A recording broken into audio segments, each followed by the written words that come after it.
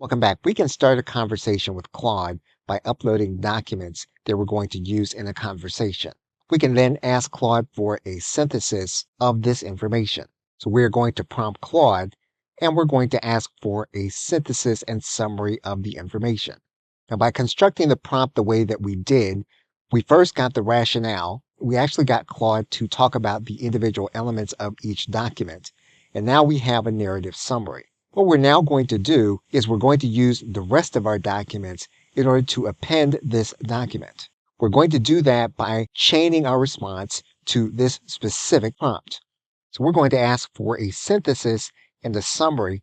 I'm going to ask Claude to append the information without leaving out any of the information that it did before.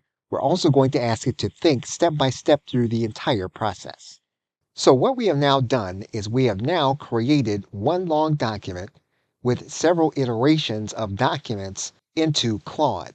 And we are now ready to move on to the next step. Okay, so thanks, and I will see you in another video.